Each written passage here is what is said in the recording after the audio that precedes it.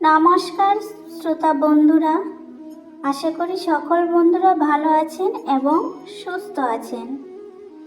প্রিয় শ্রোতা বন্ধুরা, আপনাদের কি কখনো ঘুমানোর সময় স্বপ্নে মৃত ব্যক্তির আত্মার দর্শন হয়েছে কি? কারোর স্বপ্নে স্বর্গীয় মা বাবা, ঠাকুরমা, দাদুর দর্শন হয়েছে কি? আশা করি আপনারা কেউ না কেউ কোনো আত্মীয়দের দেখেছেন আপনাদের স্বপ্নে, কিন্তু বেশিরভাগ মানুষ ওই স্বপ্নগুলিকে সকালে ঘুম ভাঙার পর তুচ্ছ মনে করে উড়িয়ে দেন। আচ্ছা বন্ধুরা, আপনারা কখনো এমন মনে হয়েছে এমন স্বপ্ন কেন দেখালো বা এমন স্বপ্ন কেনই বা দেখলাম?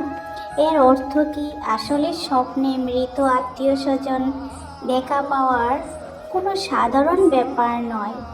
এর পিছনে রয়েছে গভীর কাহিনী, গভীর রহস্য, যার উল্লেখ পুরানো শাস্ত্রে পাওয়া যায়। আজ আপনাদের পিতৃপক্ষ অতি পৌরাণিক তত্ত্ব শোনাবো, ওই সব রহস্য থেকে মুক্ত করবে। কথাটি এক সময় কথা, দেবর্ষি নারদজি সমস্ত ব্রহ্মাণ্ড ভ্রমণ করতে করতে পৃথিবীতে এসে পৌঁছলেন। পৃথিবীতে ঘুরতে ঘুরতে তিনি দেখলেন জঙ্গল আর নির্জন স্থানে অনেক ভ্রমণশীল দুষ্ট আত্মা, পিশাচ, প্রেত ইত্যাদি নিরীহ মানুষদের আতঙ্কিত করছে। এইসব দেখে তার হৃদয়ে করুণা জাগল এবং মনে নানা প্রশ্ন জন্ম নিল। বিশেষ করে দুটি জিজ্ঞাসা তাকে বড় বেশি পীড়া দিতে লাগলো। প্রথম, এই ভ্রমণশীল প্রেতাত্মারা মানুষদের কষ্ট কেন দেয়? দ্বিতীয়, মানুষ যখন স্বপ্নে তার মৃত পূর্বপুরুষদের দেখে তার পেছনে কি কারণ থাকে? কোন কোন শুভ অশুভ সংকেতের দিকে তাকে খেয়াল রাখতে হবে? এই প্রশ্নগুলির সমাধান খুঁজতে দেবর্ষি নারদ যমলোকে যাওয়ার সিদ্ধান্ত নিলেন। কারণ যমরাজই মৃত্যু ও ন্যায়ের দেবতা। তিনি 3 লোকের সমস্ত প্রাণীর জীবন মৃত্যুর হিসেব রাখেন। নারদজি নারায়ণ নারায়ণ জপ করতে করতে যমপুরীতে পৌঁছলেন। যমলোকের দ্বারে দ্বারপাল এগিয়ে এসে তাকে সাদরে অভ্যর্থনা করে ভিতরে নিয়ে গেলেন। সিংহাসনে স্বয়ং ধর্মরাজ যমরাজ বিরাজমান। নারদজিকে দেখে যমরাজ আনন্দে উঠে দাঁড়ালেন, হাত জোর করে অভিবাদন করলেন আর বললেন, হে দেবর্ষি, যমপুরীতে আপনার পদার্পণে আমরা ধন্য হয়েছি। নারদজিও প্রণাম করে বললেন, হে ধর্মরাজ, মৃত্যুলোকের ন্যায় দেবতাকে আমার সাষ্টাঙ্গ প্রণাম। যমরাজ হেসে বললেন, কৃপা করে আসন গ্রহণ করুন। নিশ্চয়ই আপনার আগমনের কোনো বিশেষ কারণ আছে। বলুন, আমি কি সেবা করতে পারি? নারদজি গম্ভীর স্বরে বললেন, হে ধর্মরাজ, আমি পৃথিবী ভ্রমণ করে এসেছি। সেখানে অনেক কষ্টদায়ক দৃশ্য দেখেছি। অনেক ভ্রমণশীল আত্মা মানুষদের কষ্ট দিচ্ছে। আমার প্রথম প্রশ্ন, এই প্রেতাত্মারা শান্তি পায় না কেন? মানুষদের দুঃখ কেন দেয়? আর দ্বিতীয় প্রশ্ন, মানুষ যখন স্বপ্নে তার মৃত পূর্বপুরুষদের দেখে তার পেছনে কি কারণ থাকে? কোন কোন শুভ অশুভ সংকেতের দিকে তাকে খেয়াল রাখতে হবে? আমি মানব জাতির কল্যাণের জন্য এর উত্তর জানতে চাই। যমরাজ গম্ভীর হয়ে বললেন, হে দেবর্ষি, আপনি লোককল্যাণের জন্য অতি গুরুত্বপূর্ণ প্রশ্ন তুলেছেন। আমি 2টি প্রশ্নেরই উত্তর দেব, কিন্তু তার আগে একটি পুণ্যময় কথা শোনাই, যার মধ্যে আপনার সমস্ত প্রশ্নের সমাধান লুকিয়ে আছে।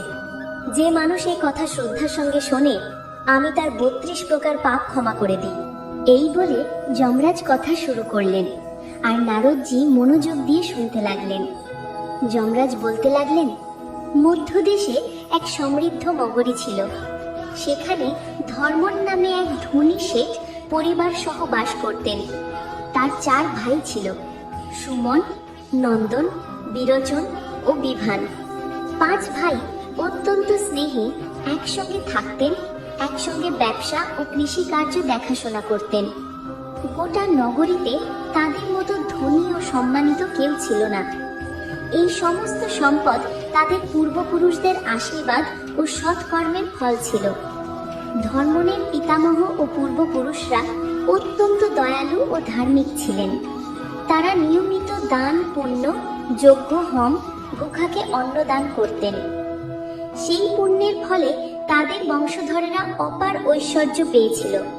কিন্তু শেঠ ধর্মনের স্বভাব ছিল একেবারে আলাদা। সেই ছিল অত্যন্ত কৃপা কৃপণ ও স্বার্থপর।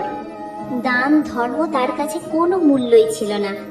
পূর্বপুরুষদের মতো সে কখনো মন্দিরে অন্নদান করেনি, কোনো ভুখাকে খেতে দেয়নি, যজ্ঞ হোমেও কোনো আগ্রহ ছিল না। দিন রাত কেবল ধন জমানো আর তার ভান্ডার বাড়ানোই ছিল তার একমাত্র লক্ষ্য। সময় গড়াতে লাগলো, ধর্মনের ঘরে ধনের পাহাড় জমতে লাগলো, কিন্তু তার কৃপণতাও বাড়তে লাগলো। সে তার ধনের কখনো সৎ ব্যবহার করেনি। পূর্বপুরুষদের নামে বার্ষিক শ্রাদ্ধ কর্ম সে ধীরে ধীরে ভুলে গেল। স্বর্গলোকে ধর্মনের মৃত পূর্বপুরুষরা তাদের বংশধরের এই আচরণ দেখে দুঃখ পেতে লাগলেন। যে বংশকে তারা সমৃদ্ধি দিয়েছিলেন তার নতুন প্রজন্ম ধর্মকর্ম থেকে মুখ ফিরিয়ে নিয়েছে। ধর্মনের কর্তব্যহীনতায় পিতৃগণ ক্রুদ্ধ হলেন। কিছুদিন পর পিতৃপক্ষের পবিত্র পক্ষকাল এলো। পৃথিবীতে সন্তানেরা পূর্বপুরুষের আত্মার তৃপ্তির জন্য শ্রাদ্ধ ও তর্পণ করে, কিন্তু সেই সময় ধর্মন ও তার ভাইয়েরা পিতৃদের জন্য কিছুই করল না। না পিণ্ডদান, না তর্পণ, না দান দক্ষিণা, এমনকি একটি দ্বীপ জ্বালিয়ে পিতৃদের স্মরণও করল না। পিতৃদের প্রতি তাদের মনে যেন শ্রদ্ধার লেশ মাত্র ছিল না। পিতৃলোকে ধর্মনের পূর্বপুরুষরা এসব দেখছিলেন। সন্তানেদের এই উদাসীনতায় তারা অত্যন্ত দুঃখ পেলেন। একদিন সবাই মিলে আলোচনা করলেন। এক পিতৃ দুঃখ ভরা স্বরে বললেন, আমাদের বড় দুর্ভাগ্য যে আমাদের বংশে এমন স্বার্থপর পুত্ররা জন্মেছে যারা আমাদের একেবারে ভুলে গেছে। তারা না শ্রাদ্ধ করে, না তর্পণ, না দান দক্ষিণা। তাদের এই দুর্ব্যবহারের জন্য আমাদের আত্মার তৃপ্তি পাচ্ছে না। আরেকজন ক্রোধে বললেন, আমাদের সৎকর্মে এরা সব পেয়েছে, আর এই কৃপণ পুত্ররা আমাদের এক ফোঁটা জলও অর্পণ করেনি। এদের পাপের ফলেরা অবশ্যই ভোগ করবে। তৃতীয়জন চিন্তিত স্বরে বললেন, আমাদের পুত্রদের সদ্বুদ্ধি দেওয়ার উপায় করতে হবে। চলুন যমরাজের কাছে গিয়ে অনুমতি চাই, যেন আমরা পৃথিবীতে গিয়ে সন্তানেদের বোঝাতে পারি। সবাই রাজি হয়ে গেলেন এবং তৎক্ষণাৎ যমলোকে যমরাজের সামনে হাজির হলেন। সমস্ত ঘটনা শুনিয়ে তারা প্রার্থনা করলেন, আমাদের পুত্রদের দর্শন দিয়ে বোঝানোর অনুমতি দিন। যমরাজ কিছুক্ষণ ভেবে বললেন, আপনারা সাক্ষাৎ দেহ ধারণ করে পৃথিবীতে যেতে পারবেন না, কিন্তু স্বপ্নপথে সন্তানেদের কাছে বার্তা পৌঁছে দিতে পারেন। আপনারা তাদের স্বপ্নে গিয়ে উপযুক্ত সংকেত দিন। যমরাজের আদেশ পেয়ে পিতৃগণ কৃতজ্ঞতা জানিয়ে পৃথিবীর দিকে রওনা দিলেন। প্রথমে ধর্মনের মৃত পিতামহ তার স্বপ্নে প্রবেশ করলেন। মাঝ রাতে ধর্মন গভীর ঘুমে ছিল। স্বপ্নে সে দেখল তার পিতামহ ভীষণ ভুকা তৃষ্ণার্ত জীর্ণ শীর্ণ অবস্থায় দরজায় দাঁড়িয়ে জল ভিক্ষা করছেন। তারপর হঠাৎ দৃশ্য বদলে গেল। পিতামহের হাত পা ভারী শিকল দিয়ে বাঁধা, তিনি মুক্তির জন্য অনুনয় করছেন। এই ভয়ঙ্কর স্বপ্ন দেখে ধর্মন আটকে উঠল, ঘুম ভেঙে গেল। কিছুক্ষণ হতবাক হয়ে বসে রইল, তারপর নিজেকে সামলে বলল, স্বপ্ন তো কেবল কল্পনা, এতে ভয় পাওয়ার কি আছে? এই বলে সে স্বপ্নটিকে তুচ্ছ মনে করে ভুলে গেল। ঠিক তেমনি অন্য ভাইদের স্বপ্নেও বিভিন্ন রাতে পূর্বপুরুষরা প্রকাশ পেলেন। কেউ বাবাকে কাঁদতে দেখলো, কেউ দাদাকে রাগ করে ডাকতে দেখলো, কারো স্বপ্নে মৃতমা ছেঁড়া ফাটা কাপড় পরে এলেন। পিতৃগণ সন্তানেদের সতর্ক করার সব চেষ্টা করলেন, বাবা আমাদের শ্রাদ্ধ করো, আমরা কষ্ট পাচ্ছি। কিন্তু দুর্ভাগ্য, কেউই সেই স্বপ্নের সংকেতকে গুরুত্ব দিল না। সকালে উঠেই সবাই ভ্রম মনে করে ভুলে গেল। লোভ ধর্মন তার ভাইদের চোখ বন্ধ করে দিয়েছিল। পিতৃদের দেওয়া দিব্য সংকেতও তাদের কাছে তুচ্ছ লাগলো। অবশেষে হতাশ হয়ে সব পিতৃগণ পিতৃলোকে ফিরে গেলেন। সেখানে পৌঁছে তারা অত্যন্ত ক্রুদ্ধ ও দুঃখিত হলেন। একজন বললেন, আমাদের পুত্রদের বুদ্ধি ভ্রষ্ট হয়ে গেছে, তারা আমাদের সতর্কবাণী উপেক্ষা করেছে, এখন এদের কর্মফল ভোগ করতে হবে। আরেকজন বললেন, এই কৃপণ পুত্ররা না শ্রাদ্ধ করলো, না তর্পণ, না দান, আমাদের পুণ্যেও এদের অধর্মে নষ্ট হচ্ছে, এখন দুর্ভাগ্য এদের ঘিরে ফেলবে। এইভাবে পিতৃগণ ক্রোধে সন্তানদের পতনের সংকেত দিয়ে দিলেন। কিছুদিনের মধ্যেই পৃথিবীতে পিতৃদের ক্রোধের প্রভাব পড়তে শুরু করলো। ধর্মনের ব্যবসায় হঠাৎ ভয়ঙ্কর লোকসান হতে লাগলো। যে সব সওদা সবসময় লাভ দিত, একে একে ভেঙে গেল। অল্প দিনেই তার জমানো ধন সম্পদ প্রায় শূন্য হয়ে গেল।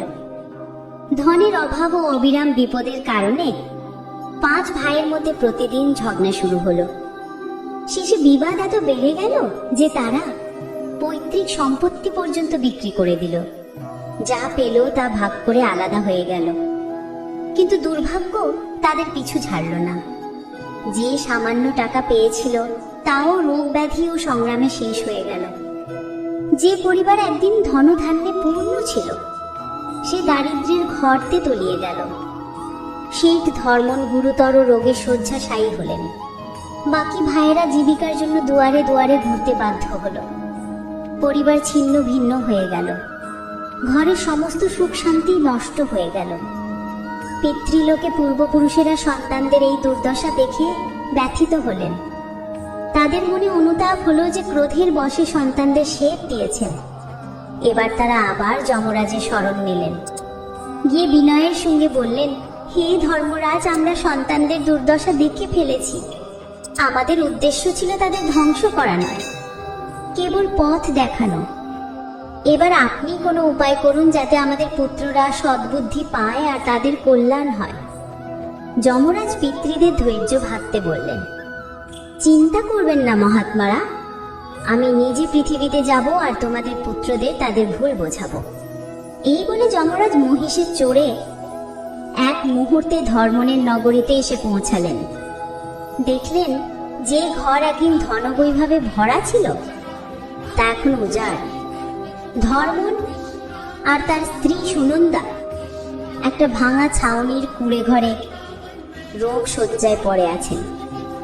যমরাজ মানুষের লোকে এসে এক তেজস্বী সন্ন্যাসীর রূপ ধারণ করলেন আর ধর্মনের দরজায় দাঁড়িয়ে ডাক দিলেন, ভগবানের নামে ভুকাকে একটু অন্ন দিতে পারো? ভেতর থেকে এক মহিলা বেরিয়ে এলেন। সেই শেঠ ধর্মনের স্ত্রী সুনন্দা সন্ন্যাসীকে দেখে পায়ে পড়ে বললেন, স্বামীজি, কৃপা করে ভেতরে পদার্পণ করুন। আমাদের ভাগ্য জেগেছে যে আপনি আমাদের দুয়ারে এসেছেন। বলুন কি সেবা করতে পারি? সন্ন্যাসী বললেন, বেটি, আমি দূর দেশের পথিক সাধু, অনেকদিন ভুকা। যদি কিছু খাবার জল পাই তাহলে বড় কৃতার্থ হব। সুনন্দা তৎক্ষণাৎ খাবার আনতে গেলেন, কিন্তু সন্ন্যাসী তার মুখে গভীর বিষাদের ছায়া দেখে জিজ্ঞাসা করলেন, দেবী, তুমি খুব চিন্তিত মনে হচ্ছে, মুখে দুঃখের ছায়া কেন? যদি কোনো কষ্ট থাকে নির্দ্বিধায় আমাকে বলতে পারো। সুনন্দার চোখ ভরে এলো। কেঁদে ফেলে বললেন, মহারাজ, একদিন আমাদের সংসার খুব সুখী ও সমৃদ্ধ ছিল, হঠাৎ সব শেষ হয়ে গেল। আমার স্বামী ও দেওরদের মধ্যে ঝগড়া, ব্যবসা ডুবে গেল। এখন আমার স্বামী অনেক দিন ধরে রোগ শয্যায়। আমরা বুঝতে পারছি না কোন পাপ করেছি যে এই দশা হলো। সন্ন্যাসী গম্ভীর স্বরে বললেন, বেটি, তোমাদের পরিবারের উপর পিতৃদোষের ছায়া পড়েছে। তোমার স্বামী ও তার ভাইয়েরা পিতৃদের ভুলে গেছে, শ্রাদ্ধ তর্পণ করেনি, সেই জন্য পিতৃগণ রুষ্ট হয়েছেন, তাদের আশীর্বাদ তুলে নিয়েছেন। এই সময় ভেতর থেকে ধর্মনের কাতরানোর আওয়াজ এলো। তিনি জোরে বললেন, মহারাজ, কৃপা করে ভেতরে এসে আমাকে পথ দেখান। সন্ন্যাসী ভেতরে গেলেন। ধর্মন দুর্বলতায় উঠতেও পারছিলেন না।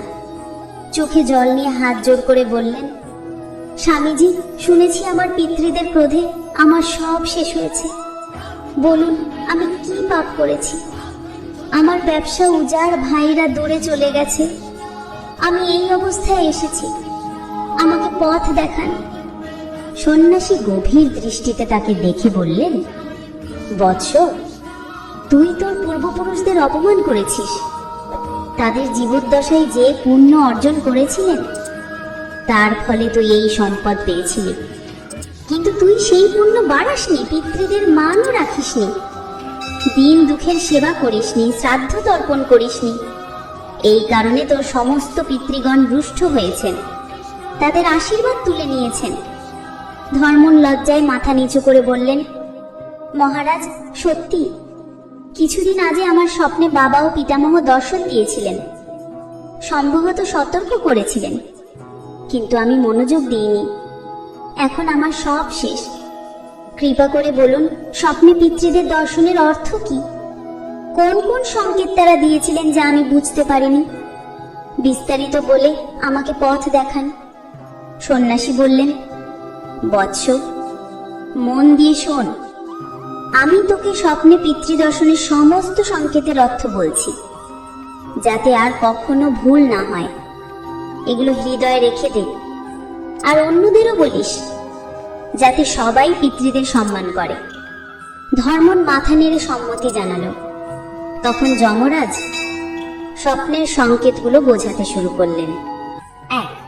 যদি স্বপ্নে মৃত পূর্বপুরুষদের ভুকা তৃষ্ণার্ত দেখো, তারা জল বা খাবার ভিক্ষা করছে, এটা অত্যন্ত গুরুত্বপূর্ণ সংকেত। অর্থাৎ তোমার পিতৃগণ এখনো প্রেতজনিতে ভুকা তৃষ্ণার্তভাবে ঘুরছেন, তাদের জন্য যথাযথ শ্রাদ্ধ তর্পণ হয়নি। এই স্বপ্ন দেখলেই তৎক্ষণাৎ পিণ্ডদান, তর্পণ, অন্নদান করতে হবে। জল অর্পণ করো, ভুকাকে খাওয়াও, তাহলে পিতৃগণ তৃপ্ত হবেন, তাদের আত্মা শান্তি পাবে। 2. যদি স্বপ্নে পূর্বপুরুষদের শিকল বা বেড়ি দিয়ে বাঁধা দেখো, এর অর্থ তাদের আত্মা বন্ধনগ্রস্ত, মুক্তি পাচ্ছে না, কারণ তাদের নামে শ্রদ্ধার সঙ্গে কাজ হয়নি বা তাদের কোনো ইচ্ছা অপূর্ণ রয়ে গেছে। এই স্বপ্ন এলে তৎক্ষণাৎ দান, পুণ্য, প্রায়শ্চিত্ত করো, পিতৃদের নামে দরিদ্রদের সাহায্য করো, হোমযজ্ঞ করো, তবেই তারা মুক্তি পাবেন। 3. যদি স্বপ্নে পিতৃগণকে ময়লা বা ছেঁড়া কাপড় পরা দেখো, এটা অত্যন্ত অশুভ, অর্থাৎ তারা অত্যন্ত দুঃখী এবং অসন্তুষ্ট। শ্রাদ্ধ না হলে পিতৃদের এই দশা হয়। এই স্বপ্ন এলে তৎক্ষণাৎ পিণ্ডদান, তর্পণ ও অন্নদান করো। যতদিন স্বপ্নে তাদের উজ্জ্বল সুন্দর বস্ত্র না দেখবে, বুঝবে তারা তৃপ্ত হননি। 4. যদি স্বপ্নে পিতৃগণ তোমার কাছে কিছু চান, খাবার, বস্ত্র বা কোনো কাজ, তার মানে তাদের কোনো ইচ্ছা অপূর্ণ রয়ে গেছে। সাধ্য মতো সেই দান বা কাজ করে দাও, তবেই তারা শান্তি পাবেন। 5. যদি স্বপ্নে পিতৃগণ স্নেহভরে তোমার মাথায় হাত বুলিয়ে দেন, ভয় পেও না, এটা অতি শুভ। তারা তোমার উপর প্রসন্ন, আশীর্বাদ করছেন, শীঘ্রই বড় সুখ বা সাফল্য আসতে পারে। 6. যদি হাসি মুখে হাত বাড়ান, তোমার কাজে সন্তুষ্ট, উন্নতির আশীর্বাদ দিচ্ছেন। কিন্তু যদি হঠাৎ প্রকাশ পেয়ে আবার অদৃশ্য হয়ে যান, এটা ভালো লক্ষণ নয়, জীবনে বড় বিপদ আসতে পারে। সতর্ক থাকো, ঈশ্বরের আরাধনা করো। 7.